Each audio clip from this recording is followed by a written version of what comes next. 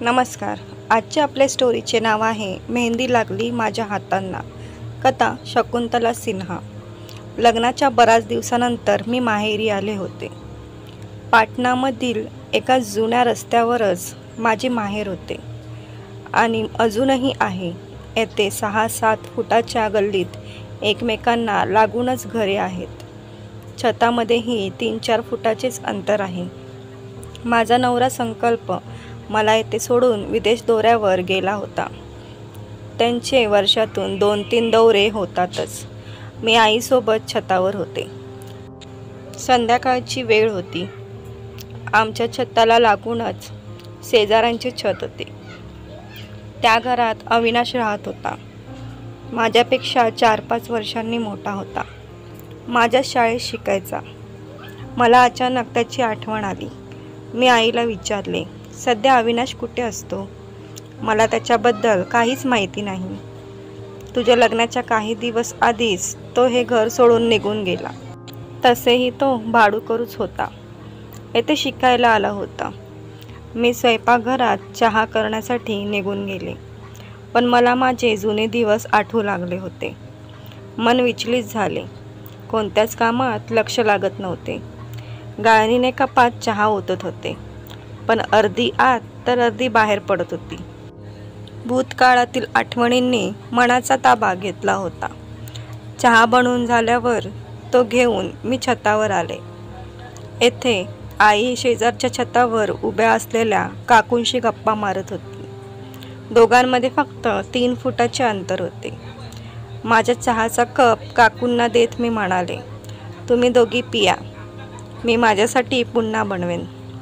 मी त्यांच्यापासून थोड्या अंतरावर छताच्या दुसऱ्या कोपऱ्यावर येऊन उभे राहिले. अंधार गडद होत चालला होता.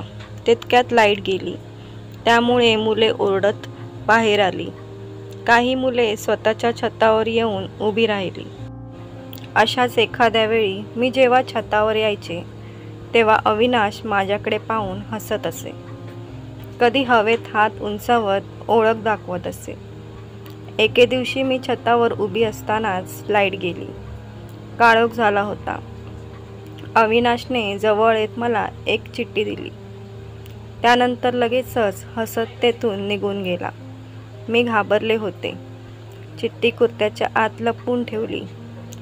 बाल्यावस्था आणि तारुण्याच्या दरम्यान येणारे काही क्षण मुलींच्या मनाची घालमेल वाढविणारे असतात.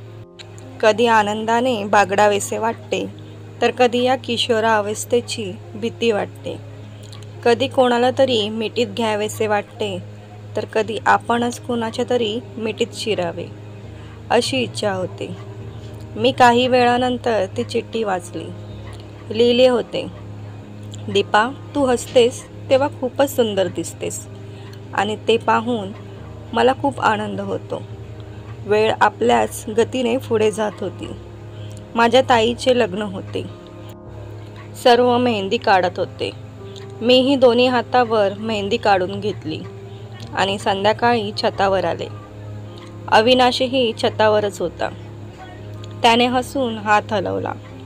न जाणू मला काय वाटले, पण मीही माझे मेहंदी लावलेले हात वर करून दाखवले.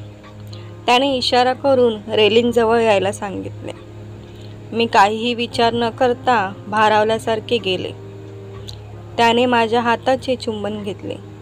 मी लगेचच बाजूला झाले. अविनाशला संधी मिळताच तो मला गपचूप चिठ्ठी देत असे. अशीच हसत राहा असे चिठ्ठीत अनेकदा लिहिलेले असायचे. मला ते आवडायचे, पण मी कधीच उत्तर दिले नाही किंवा होकारही दिला नाही. शाळा संपून महाविद्यालयीन शिक्षण सुरू झाले. एके दिवशी ताईने माझ्यासाठी तिच्या सासरकडील एक चांगले स्थळ आईवडिलांना सुचवले. मला शिकायचे होते, पण सर्वांनी एका सुरात सांगितले, एवढे चांगले स्थळ स्वतःहून आले आहे. ही संधी काही करून सोडायची नाही. उरलेले शिक्षण तू सासरी जाऊन पूर्ण कर. माझ्या लग्नाची तयारी सुरू झाली होती. अविनाशने छोट्या मुलांच्या हातून मला चिठ्ठी पाठवली. त्यात लिहिले होते, लग्नासाठी शुभेच्छा. सासरीही अशीच हसत राहा.